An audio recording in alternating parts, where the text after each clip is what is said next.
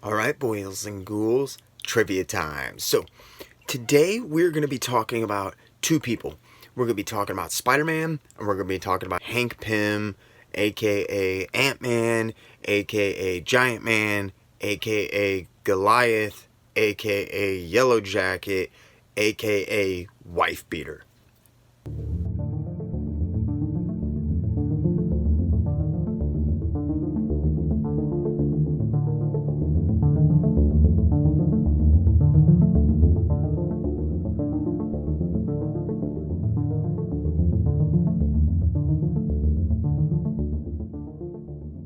Let's talk about Hank Pym, the wife beater. Now, this is the first thing that always gets brought up when I talk about Hank Pym because I happen to personally like Hank Pym. I thought the wife beating angle added a little bit even more depth to this, I guess, muddy but fairly interesting character. I was a little bit bummed out when he wasn't chosen for the Ant-Man movie. Regardless, I like talking about Hank Pym. I think he's kind of interesting when you get him at the points where he was being written by somebody intelligent with some sort of plan to do something with him. Hank Pym's never really been popular during my lifetime, which means some crazy stuff has happened to him.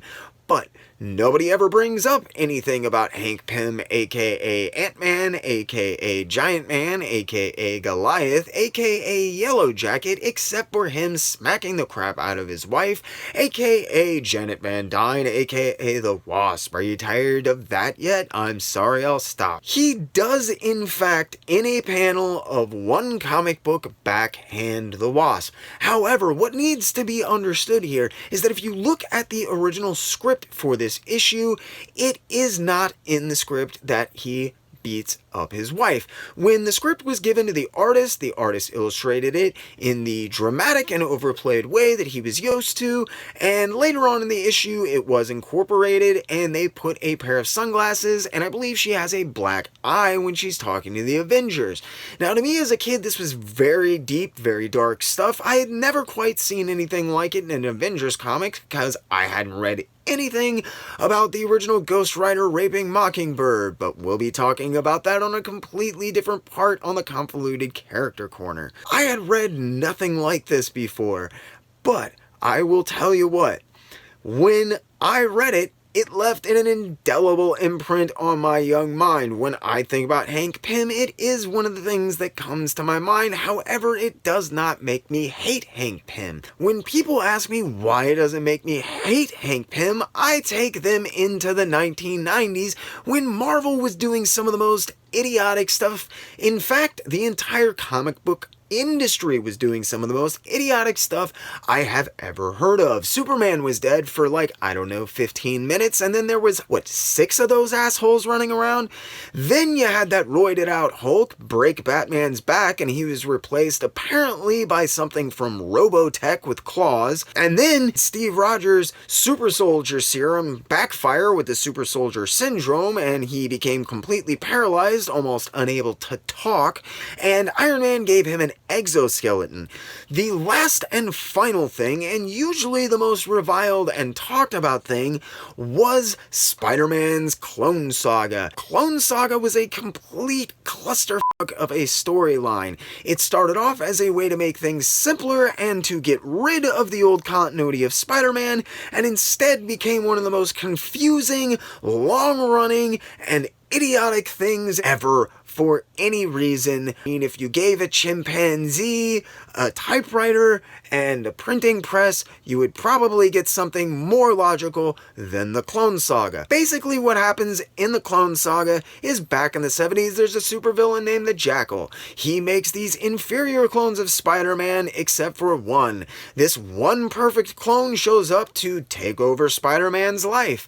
They throw down, you think the clone is killed, but it turns out that the clone has simply slunk off and is living a life under the name Ben Reilly. So Ben Reilly is going to show up into Peter Parker's life, and you are going to find out that Ben Reilly is not the clone. In fact, he is Peter Parker, and Peter Parker is the clone. We have been following a clone since the 70s. Why would they do this? Well, it's basically because of Mary Jane and a bunch of continuity that the writers and editors did not want to deal with.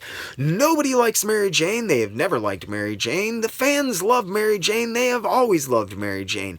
Writers have constantly been trying to get rid of her. They can't write for her. It's always painful. This was another attempt they made at it, and this was another failure. There are many ups and downs during the Clone Saga, and there are so many writers that the entire story, when you put it together, doesn't really make any sense. But as I said, the original premise was to simplify Spider-Man's life. Peter Parker was going to find out that he was actually the clone, and he was going to go off and retire as Spider-Man so he could live a happy life with Mary Jane, away from the title, and the writers did not have to deal with Peter Parker or Mary Jane, and yet they could write for Peter Parker as Ben Reilly, who could be a swinger in all the ways that they wanted. There is, in fact, an issue where Ben Reilly finds out he's the original Spider-Man and Peter Parker finds out the clone. When this happens, Peter Parker totally wigs out. At this point in the comics, Mary Jane is pregnant. Yes, welcome to one of the reasons why the editors and writers wanted Mary Jane gone. That was getting complicated. When Peter Parker finds out that he's the clone and totally flips wigs, he doesn't just backhand her, he smacks her with super strength. We're not talking about some sissy pacifist super scientist who has to grow big to punch somebody and then fall asleep for a few days after eating a truckload of food because he's totally tuckered out. No, we're talking about a guy who has stood against some of the most superpowered characters in the Marvel Universe. Yes, he's no Superman, but I wouldn't want him to hit me full force, and that's what he does. He hits Mary Jane so hard he breaks the wall that she hits, and there is even talk that she's going to lose a kid. So, every time that someone brings up Hank Pym being a wife beater and they try to define his character simply by that one panel in that one comic book, point out that one time in that one comic book, well, actually that spread over several comics and several panels, after Peter Parker smacked his wife with super strength and they almost lost their daughter. I know a lot of people remember the Clone Saga and they like to trash on it, but for some reason that's not something that I ever hear anybody bring up. So, I hope you learned something, hope you enjoyed. If not, tune in tomorrow, totally different fact about a totally different thing. As always, thank you so much for sticking with me. I hope you enjoyed. If you did, please hit that like button, get down in the comments section below, let me know. Hulk smash that subscribe button. If you do that, ding the little notification bell so you keep up with these doses of trivia that I'm always dropping, and you might be interested in some of the larger content that I'm rolling out for the station as well. Either way, thank you again for sticking with me, and as always, I really, truly, and honestly ask only two things. Keep hitting those local shops, keep reading comics.